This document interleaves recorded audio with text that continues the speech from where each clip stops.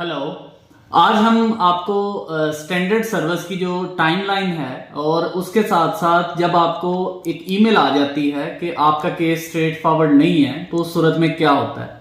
अब हमारे एक स्टूडेंट ने 19 जून को उसका हमने वीज़ा फाइल किया, स्टूडेंट वीज़ा था। जब हमने उसका वीज़ा फाइल कर दिया और उसके बाद उसकी जो बायो थी वो थी 21 जून को, और उसके बाद उसको 23 जून को एक ईमेल रिसीव होती है जिसमें वो सेम वही बात कि आपका केस स्ट्रेट फॉरवर्ड नहीं है, हम ड्यू टाइम में इसको प्रोसेस नहीं कर सकते। ये ईमेल उसको रिसीव होती है। अब ये ईमेल आने के बाद स्टूडेंट भी परेशान, हम भी परेशान कि इसमें हुआ क्या है या क्यों स्ट्रेट फॉरवर्ड नहीं है केस। हालांकि ना तो ये प्रायोरिटी वीज़ा था कि इसमें कोई डॉक्यूमेंट मिसिंग है, स्टैंडर्ड सर्विस थी।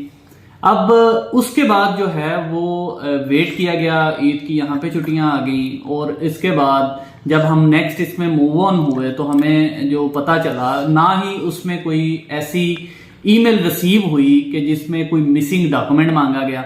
अब जब कोई मिसिंग डॉक्यूमेंट भी नहीं मांगा गया तो हम प्रिटी श्योर के इसमें कोई प्रॉब्लम नहीं है।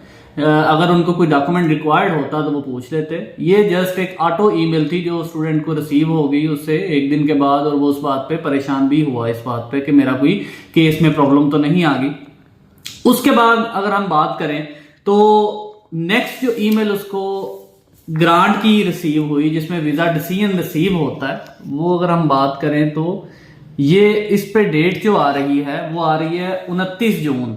इट मीन्स कि उसके वीजा जो बायो थी उसके एक वीक में वीजा ग्रांट हो गया था, उसको उसका डिसीजन हो गया था। अब वो स्टूडेंट को ईमेल जो इस कंफर्मेशन की या बीआरपी की जो ईमेल थी वो रिसीव हुई आज के दिन, यानी इसमें एक वीक और लग गया। अब ये थी स्टैंडर्ड सर्विस। अब इसी केस में कुछ ऐसे स्टूडेंट्स भी थे जिनको स्टैंडर्ड सर्विस पे विद इन 3 वर्किंग डेज में डिसीजन हो गया, उसके बाद 2 डेज में उनको पासपोर्ट कलेक्शन भी आ गई और उन्होंने अपना पासपोर्ट भी रिसीव कर लिया। तो बताने का मकसद ये सारा ये था कि अगर आपको कोई ईमेल रिसीव होती है जिसमें आपका केस स्ट्रेट फॉरवर्ड नहीं होता और आपको इस बात से परेशान होने की जरूरत नहीं है। अगर उनको कोई डॉक्यूमेंट रिक्वायर्ड होता है तो वो पूछ लेते हैं, अदरवाइज वो एक स्टैंडर्ड वे में उसको प्रोसीड कर देते हैं। अगर यही प्रायोरिटी होता तो ये 3 से 4 दिन की बजाय 5 या 6 दिन के अंदर अंदर डिसाइड होके आपको रिसीव हो जाती है ईमेल। और ये चूंकि स्टैंडर्ड सर्विस में था तो उस सूरत में इसको ऑलमोस्ट 2 वीक्स इसके टोटल हम अगर टाइम पीरियड को देखें तो 2 वीक्स इसके लग गए हैं इसका डिसीजन आने में। तो ये थी जो अभी स्टैंडर्ड वीजा पे एक स्टूडेंट की टाइमलाइन।